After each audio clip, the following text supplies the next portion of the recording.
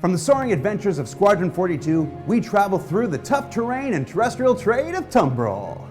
Yeah, with an interview about the latest concept offering from our newest manufacturer, the TUMBRIL tank. Let's take a look. So the TUMBRIL Nova, this is our first sort of trip into looking at large military vehicles, land-based vehicles. So this is the heavy tank. It's a really big tank. It's bigger than many tanks I think exist right now. This is like a 12 meters long, 5 meters tall, 9 meters wide tank. So this is pretty big. This allows the player to stand upright in the tank. He won't have to crouch or to have some weird stance like in the Rover or some other vehicles. So this is built by TUMBRIL, which is a relatively new company in terms of the sort of art style that we've been working with. And this is the large battle tank basically. So this is like the size of a small British house. TUMBRIL apparently has been making tanks, military hardware a long time ago. We've introduced it with the Cyclone, and at the time I think we've teased that it did tanks in the past. And this is, well, one of their best designs. This is a super heavy tank. It's really well armed, really well protected as well. And yeah, it's obviously good against other ground vehicles, but also made to be able to defend itself against spaceships if needed. We got 3 different weapons on the Nova tank. We got a big ballistic cannon at the front, like most tanks, where basically you can't fire. It's made for ground vehicles because it will be probably too slow to track spaceships and stuff like this. We got 2 laser repeaters, which is basically the same loadout that on the Rover or most turrets or stuff like this. And then we got a new kind of missiles that is on the tank and that is made to defend itself against the ships. It has also some countermeasures, but this is more like if you get a missile alert from a spaceship, you can defend yourself against this. But yeah, this is just basic defense. And it's sort of a modular construction, so we're going to be able to swap out the main turret for different abilities. The modularity mainly is in just the 2 sections. So you've got the main turret and then the body. So the body is the sort of the main rolling chassis. We can swap that out. You know, maybe that you have 2 huge rail guns, maybe you've got anti-aircraft, maybe it's like just a whole salvo of missiles. I guess that's to be sort of worked on and figured out as part of the whole gameplay experience. And in terms of construction, it's quite, there are similarities with the buggy, with the Cyclone.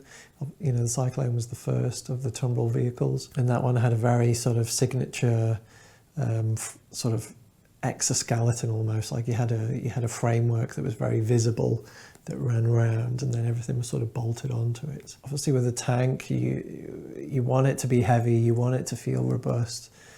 So that frame isn't visible from the exterior, but it is from the interior. So a lot of the sort of line work and design theory is more visible on the interior. So again, it's got that sort of almost modular feeling. So like if you wanted to repair it, you could just swap parts out and bolt them back in. The exterior is a bit special. We wanted to show that, well, this is an heavy tank, so it have a big armor plate. The turret is separated from the body, so the gunner is not going inside the turret like in some tanks that we know actually the gunner might be close to the turret. This is not the case here. The gunner is in a separate room.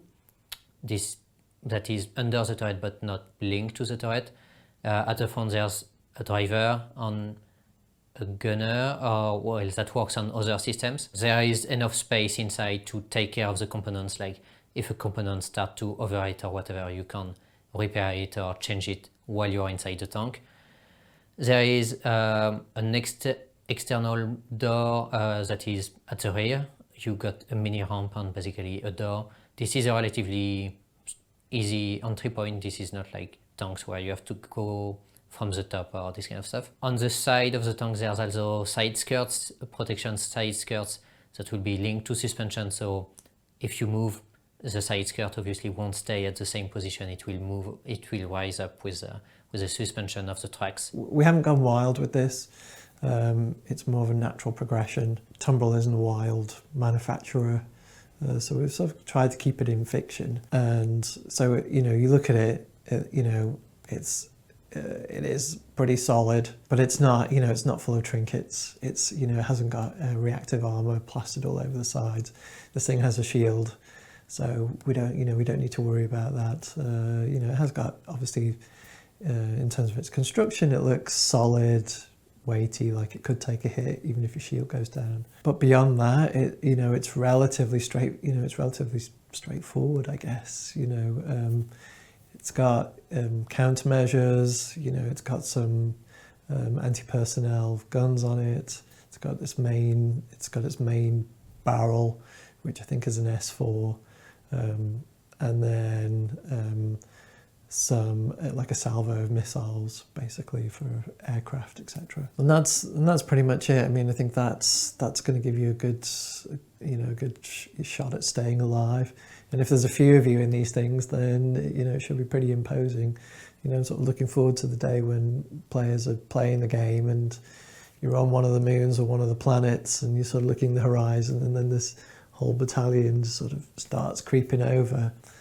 I think that's going to be, you know, that's kind of like a classic World War II moment, isn't it? You know, sort of Sahara-based kind of thing. I mean, it's going to happen in all sorts of worlds, isn't it? You know, different. You know, you're going to have cold moons. You're going to have Sahara, sandy desert. You're going to, I guess, you know, ultimately in the future, we're going to have foliage and all that side of things. So, yeah, I think it's going to be pretty cool.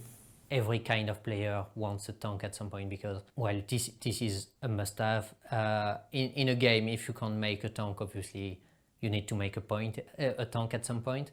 And many players want a tank, but I think many developers wanted a tank as well. So we're really happy and really excited about working on a tank because, yeah, this is not like a simple rover or a cyclone or a bike or whatever. This is, well, you got a big tank, big protection, big guns. And hopefully we will get big explosions from that as well. Inspiration-wise, obviously we're pulling from the TUMBRIL work that we did on the Cyclone and continuing to push on that. I mean, I've said it again. For me, it's always the time. You know, it's the timelines that are tricky. So, you know, there's a lot of stuff that you want to cover and you want to try and figure out. You don't necessarily have all the time. So that's why I sort of see this as our sort of, you know, entry into this side of things, and we'll continue pushing it. We'll continue pushing materials and sort of working on that TUMBRIL manufacturer influence.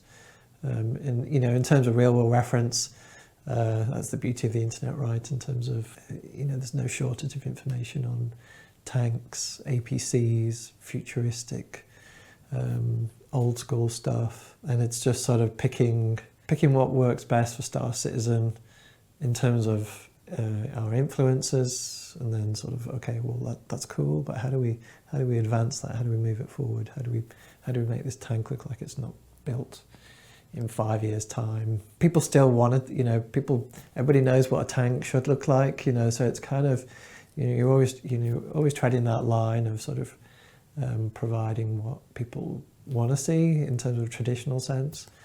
And then I think, you know, if we want to do the wilder stuff, that's when we start using other manufacturers. That's when we can really sort of start pushing out of the bounds of what people expect a tank to be. I really like tanks, so I'm really happy to be on the first tank of the game. So this is a super heavy tank. I think if we make other tanks later on, it will probably be smaller after that and probably closer to what we have, where you don't really have a real interior to the tank. You get from the top, you get inside and you're on your seat. Whereas this one is a really big tank. You get inside, you walk inside, you can change the components, you can go see if the other crew member is fine or just open the door and fire through the door, this kind of stuff. So yeah, this is not your usual kind of tank in games, and this is not your usual kind of tank that you could see in real life as well. unless you are talking about some crazy prototypes that never came out or whatever. So yeah, this is really cool. And the name is nice as well, TUMBRIL Nova. So I think we got some really interesting lore about the TONK as well. We get some proper ground vehicles, and that the TONK is coming this soon into the game. This will be really nice for every kind of situation, as I said, like if you want to attack a base, or if you want to do a surprise to some players, or defend yourself against ships.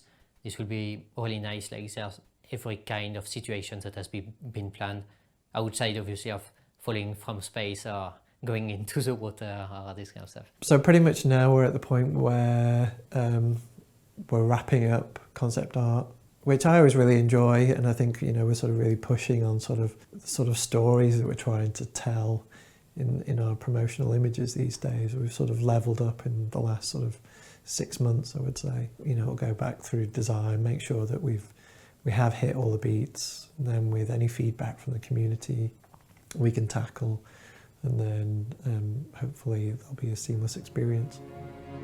And knowing is half the battle. Gee, they won't let me say it. The TUMBRIL Nova has completed concept phase and is currently available to pledge for on the Roberts Space Industries website.